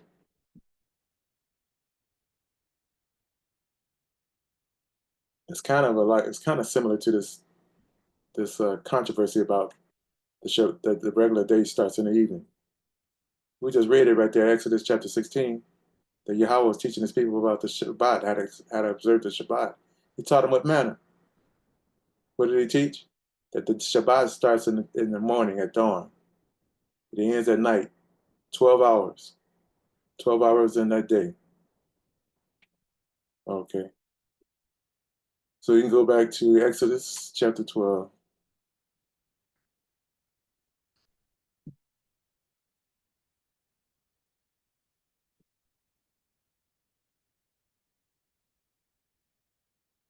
Well,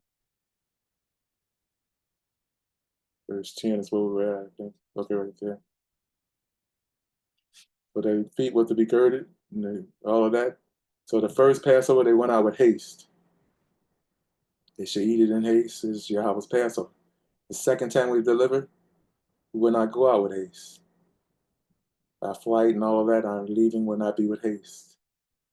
Because Yahweh is going before you, be the head on you, and Yahweh, the God of Israel, will be at the feet part of you. At your, how did it say that? God of Israel, it's Isaiah 52. Yahweh will be at the head of you, and the God of Israel will be at the rear end, your rear end. And many people say, oh, that's Yahweh Shai. No, it's not. You have to see whether that deliverance, the dead are risen. But that deliverance, the dead ain't risen, Yahweh Shai is still up in heaven. But he must reign up there in heaven. at the right hand of the Father until death is put under his feet. When death is put under his feet, then he will come back. For Exodus 12, verse 12. Scroll up a little bit. While I pass through the land of Egypt this night, and will smite all the firstborn in the land of Egypt, both men and beasts, and against all the gods of Egypt, I will execute judgment. I am Yahweh. Who did that? Yahweh, the God of Israel, the one that created Yahweh.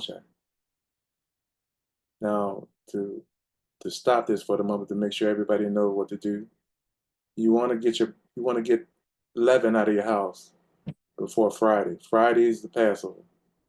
Friday at evening is the Passover. At night is the Passover. You want to get all the leaven. You want to get the crumbs out of your toaster, the crumbs out of your oven, the crumbs off of the eye of your stoves, crumbs out of your refrigerator. Anything that got bread in it that has yeast in it, it's got to be thrown out. That's what, really, you're supposed to eat all of that before Passover. But while you're eating it, you're getting it out of the house. Make sure that there's none left, because that leaven symbolizes sin in your life. Leaven symbolizes sin. All right. So these feasts are symbols. They rehearsal. Put in there real quick. Rehearsal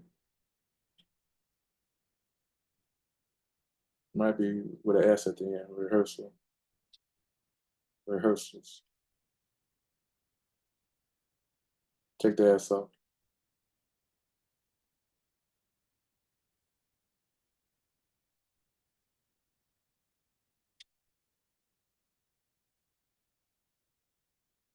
Rehearse.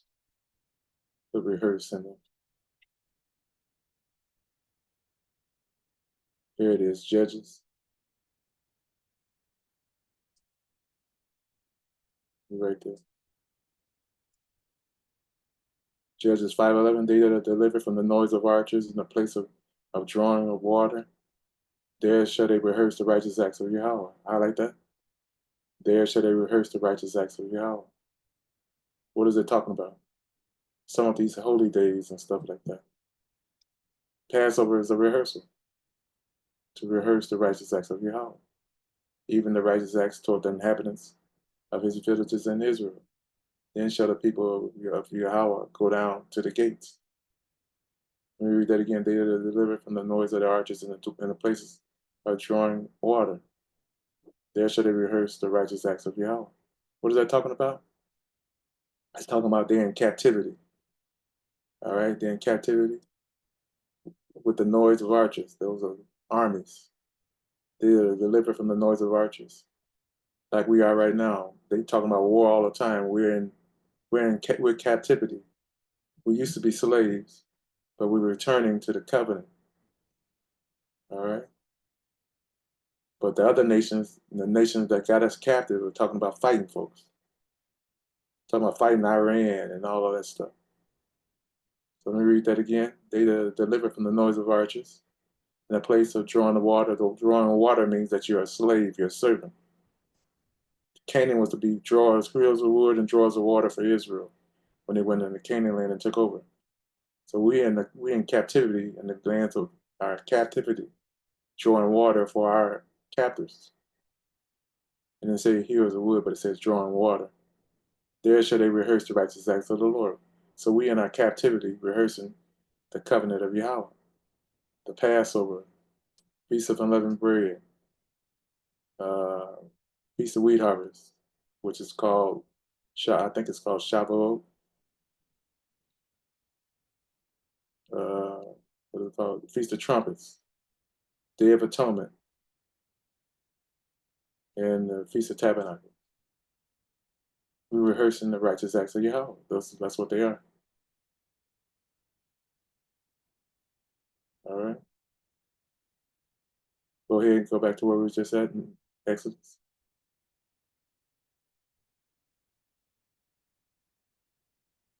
Exodus 12.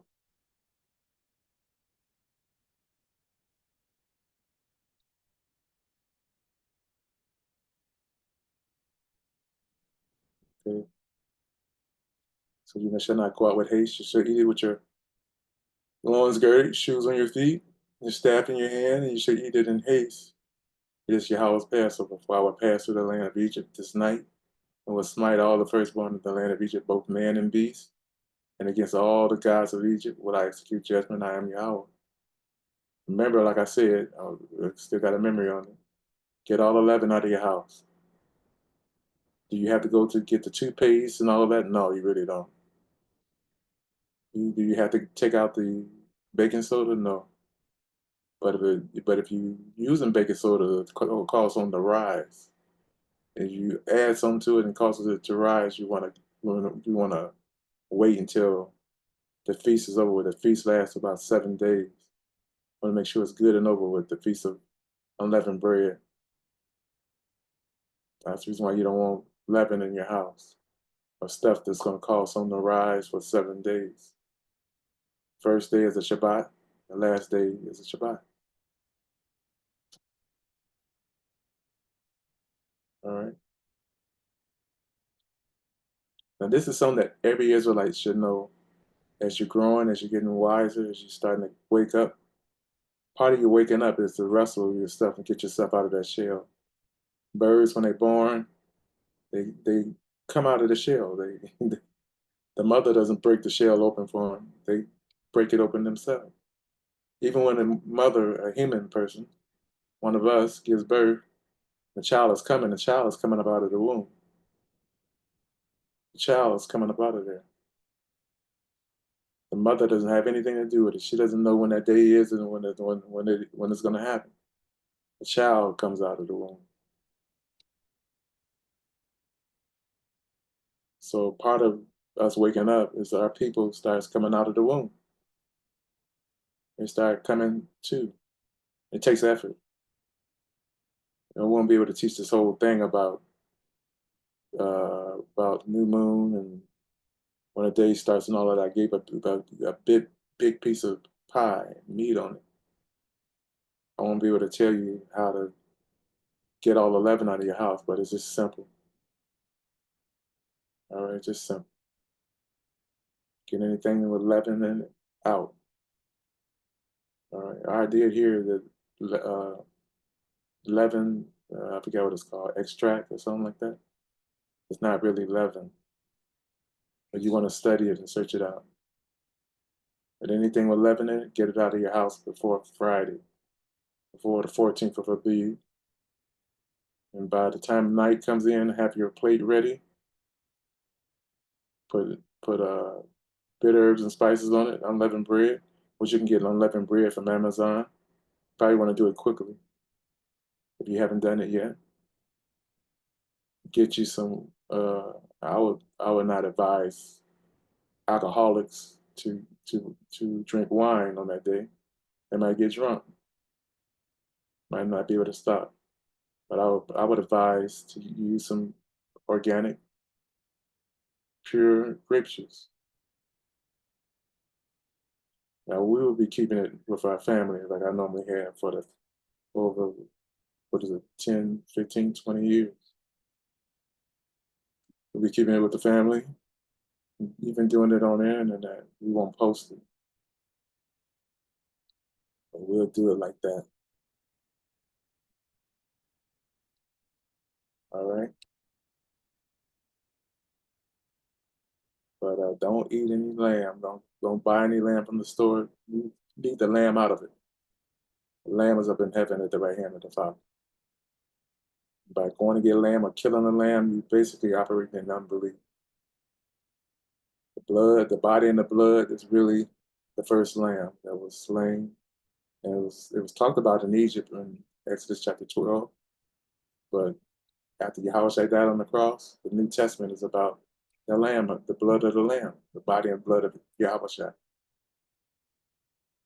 You don't need the body and blood of the lamb any longer. It's already complete. He's applied his blood. Maybe not on the doorpost of your house, but applied his blood in your life on the altar for your sin. All right. I used to do that too, but I found out it was wrong. We get better, we grow, and we start doing what is right. What we used to do wrong, we do what is right now. The blood should be for to you for a token. Exodus 12:13. Scroll up a little bit. And the blood should be to you for a token upon the houses where you are, and when I see the blood, I'll pass over you. And the plague shall not be upon you to destroy you, and I smite the land of Egypt. Now I hate to be the adversaries, the people that enslaved Israel, that oppressed them and hung them on trees. This is gonna happen again. Except it's gonna be on like a chicken bone. He's gonna come through again. He said, I will pass over you, and the plague will not be upon you to destroy you when I smite the land of Egypt. And this day shall be unto you for a memorial. Should be unto you for a memorial. You shall keep it a feast to Yahweh throughout your generation. How long? Throughout your generations. Highlight the word generation. And you should keep it a feast by an ordinance forever. Highlight forever. Right there. Keep it by a feast by an ordinance forever. 7 days shall you eat unleavened bread. Scroll up a little bit. 7 days shall you eat unleavened bread. Even the first day shall you put away leaven out of your houses. Now, literally, Friday, which is the 14th, that's when you put the leaven out of your house on Passover. Take the leaven out of your houses on Passover. For whosoever eateth leavened bread from that first day until the seventh day, that soul shall be cut off from Israel.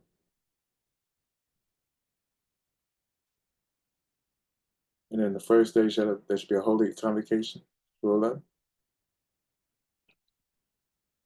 First day there should be a holy convocation.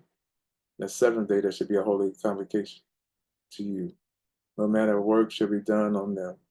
Basically, both days or both of those holy convocational days are Shabbats, regular Sabbath. But they highest Sabbaths because they're according to this holy festival. It's really the Sabbath, both days. All right. No work, no manner of work should be done in them, and save only what every man must eat. That only may be done of you. And ye shall observe the feast of unleavened bread, for in this day, self same day, have I brought out your armies out of the land of Egypt. Therefore you shall observe this day in your generations by an ordinance forever. Highlight the word forever. The words forever.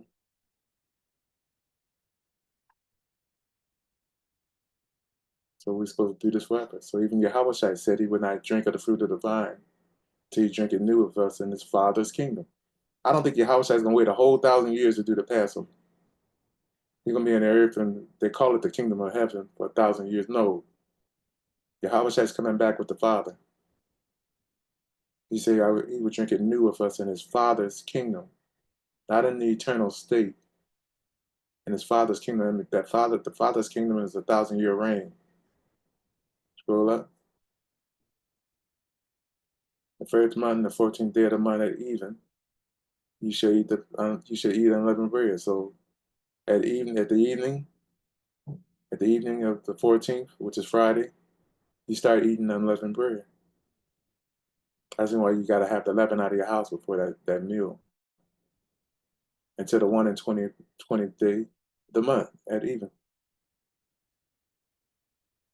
So when you stop eating it? On the 1 and 20th day of the month at even. You know, make sure you might just want to just go ahead on and eat the next day too. But you start, like for instance, you start on Friday, this Friday coming up. You're you're eating at the Passover. Let me see,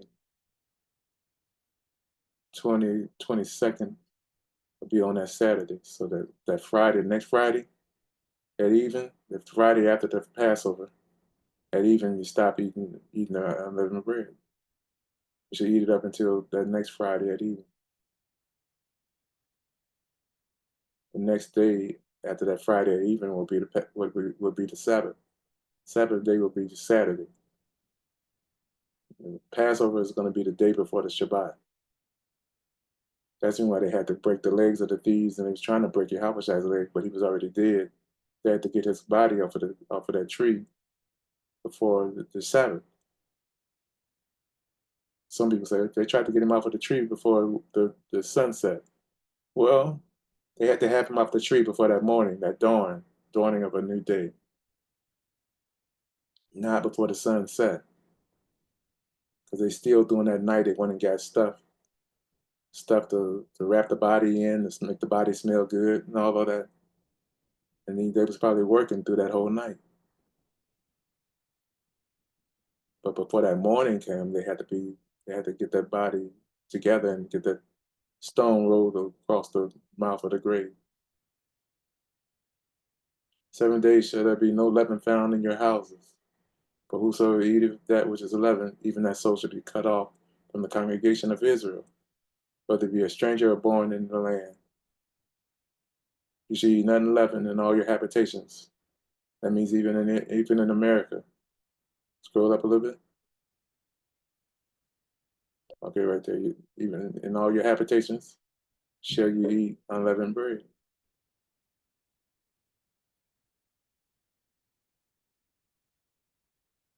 And we see this verse 21 when Moses is calling out all the elders of Israel, saying unto them, draw and take you a lamb according to your families, and kill the Passover.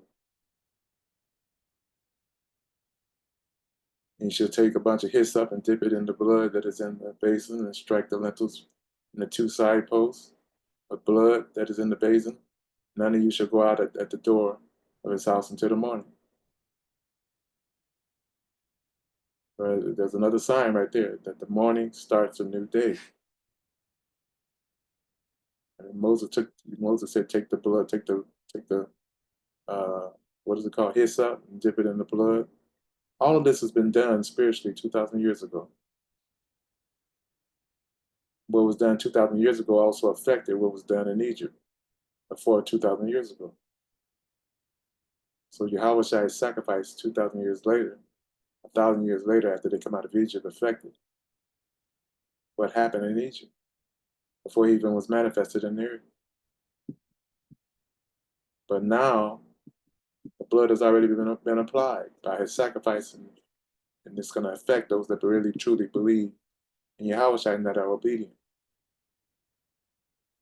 You really want to believe in Yahweh and you want to be obedient to the covenant. You want to keep the commandments and you want to be obedient. You want to have the testimony of Yahweh. But he's the one that took the blood and applied it to the doorpost of your heart and your life. And the blood is on the altar for your sin.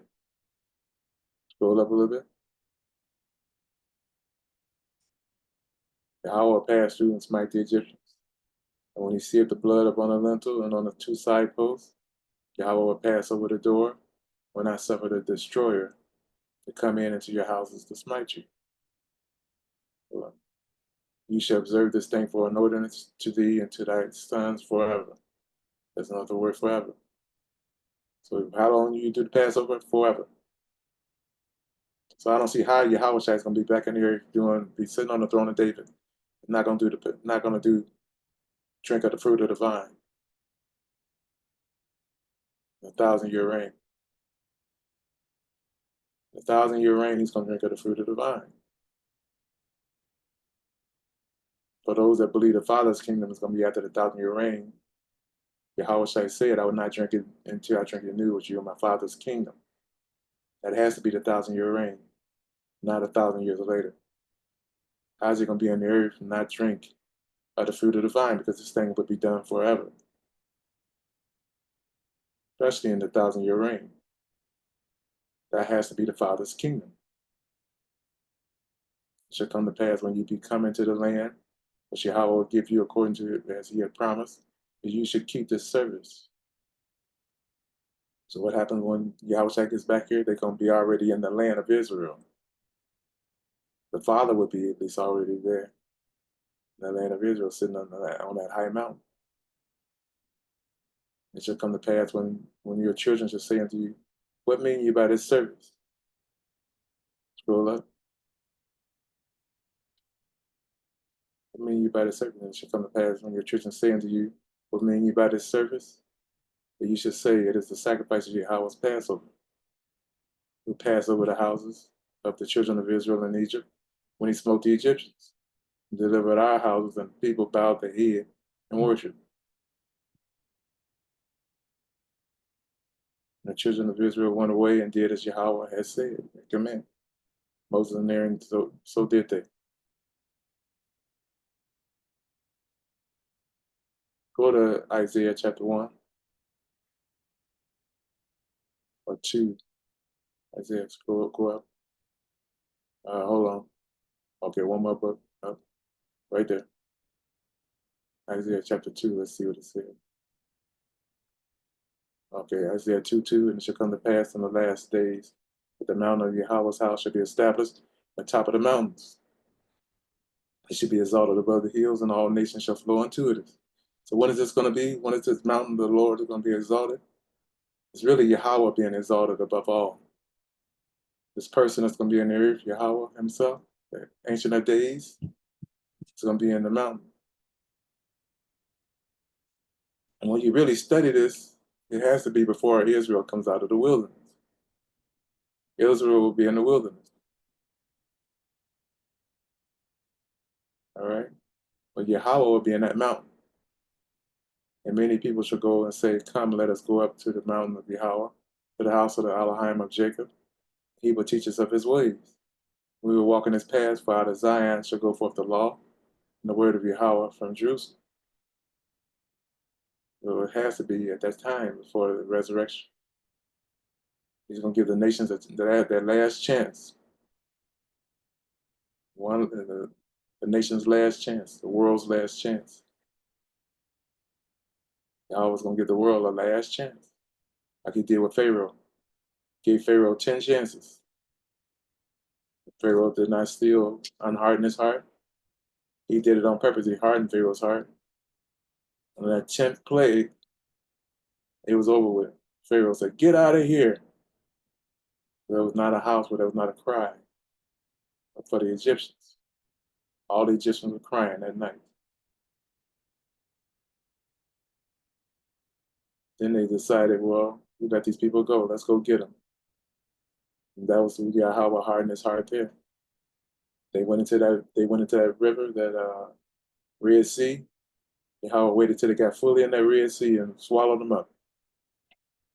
Yahweh was not playing. But Yahweh was going to do a similar thing. He's going to give the world a last chance. Here it is in Isaiah chapter 2. This is Yahweh in the area. He's the exception to the rule. Everything will be put up under Yahweh's feet, except Yahweh. There's an exception. Put in there in the search engine before we get out of here. I want you to know, for those that's listening, put in there accepted, word accepted.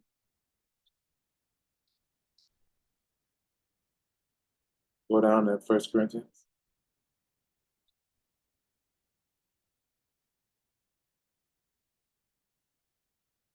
Corinthians is in the New Testament. 1 Corinthians, let's see. 1 Corinthians, it's not there. Go to 1 Corinthians. It's just going to go down further. Go to 1 Corinthians. The reference, the scripture. No, he was there. Go up, right there. 15. Scroll up.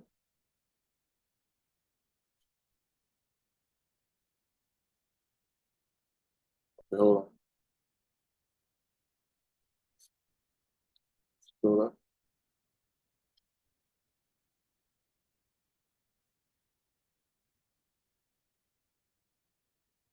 Okay, there it is, accepted. See the word accepted with an EX?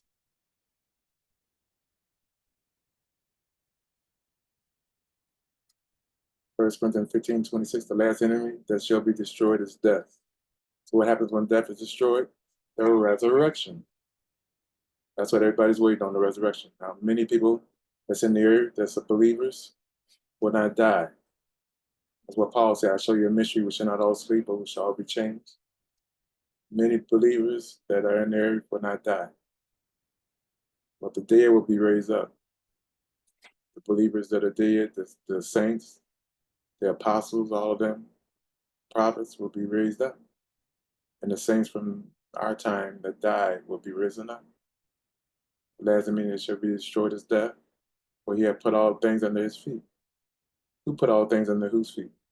The Father has put all things under the Messiah, Yahweh's feet. But when he saith all things are put under him, it is manifest that he is accepted, which did put all things under him. That means he accept all things are put up under Yahweh's feet except the Father. The Father is the only thing that's not put up under Yahweh's feet. I hit that word for Greek 16:22. Accepted.